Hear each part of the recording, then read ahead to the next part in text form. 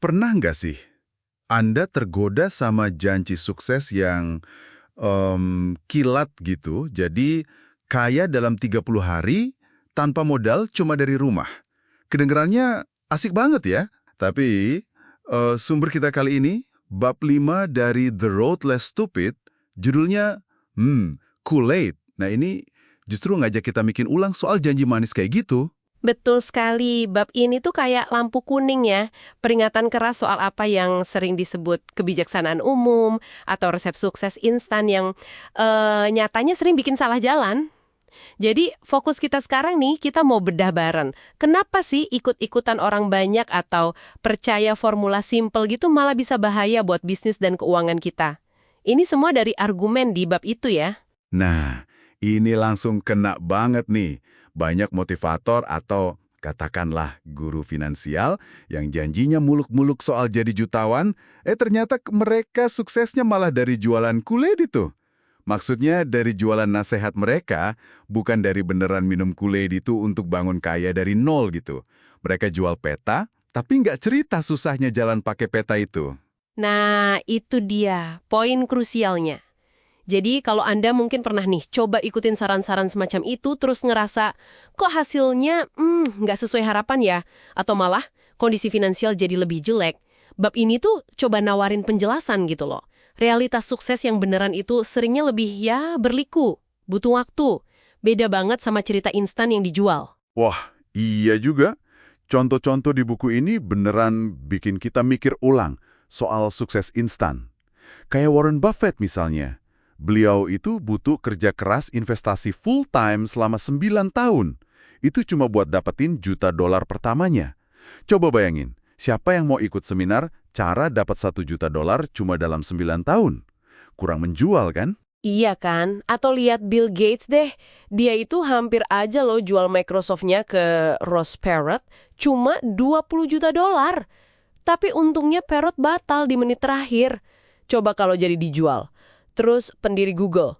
Mereka pernah nawarin jual perusahaan mereka ke Yahoo cuma 1 juta dolar biar bisa balik kuliah lagi katanya. Ditolak sama Yahoo. Beberapa tahun kemudian Yahoo nolak lagi waktu ditawarin beli Google 5 miliar dolar. Sekarang nilainya udah ratusan miliar dolar kan. Ini bukan cuma soal duitnya aja tapi nunjukin betapa susahnya nebak masa depan. Nguatin poin bab ini soal ketidakpastian. Satu lagi nih, Steve Jobs. Pernah nawarin 33% saham Apple, itu Apple loh, seharga 50 ribu dolar aja ke pendiri Atari, Nolan Bushnell. Ditolak mentah-mentah. Kisah-kisah ini semua tuh kayak nekenin pesan utama bab ini ya. Sukses sejati itu pondasinya ya kerja keras tahunan, latihan terus-menerus, sabar, gigih, mau belajar dari salah, dan seringnya perlu mentor juga. Bukan sulap semalam jadi gitu aja. Dan semua contoh tadi itu intinya nunjukin satu hal yang penting banget di bab ini. Rumitnya dunia bisnis. Dan ya itu tadi, ketidakpastian masa depan yang emang udah bawaannya. Solusi-solusi praktis yang kedengarannya bagus, formula simple, atau jawaban umum gitu. Seringnya malah bikin kita mandek bukan maju. Nggak ada satupun orang yang punya semua jawaban kan, apalagi ramal masa depan. Masuk akal banget sih. Tapi kan kadang ada prinsip dasar bisnis yang mungkin universal ya. Mungkin itu yang disederhanain sama guru-guru itu. Meski gitu, saya suka kutipan di buku ini. Hati-hati dari siapa Anda nerima nasihat. Beneran ahli atau cuma orang yang punya opini sama penerbit aja? Ini kayak nampar kita biar selalu kritis ya. Apalagi sama solusi satu untuk semua. Tepat. Dan sikap kritis itu penting banget buat mikir mandiri. Jangan pernah telan mentah-mentah nasihat siapapun, termasuk dari penulis buku ini sendiri, gitu katanya. Situasi Anda itu kan unik ya, beda sama orang lain, jadi butuh mikir yang serius buat nemuin akar masalahnya apa, terus solusi mana yang paling mungkin jalan buat Anda. Curiga aja sama orang yang terlalu pede ngeramal masa depan. Oke, jadi rangkuman penting nih buat Anda yang dengerin. Hati-hati deh sama jawaban gampang dan para penjual formula ajaib.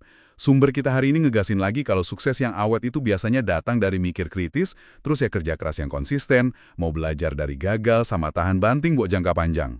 Nah, ini ninggalin satu pertanyaan penting nih buat Anda renungkan.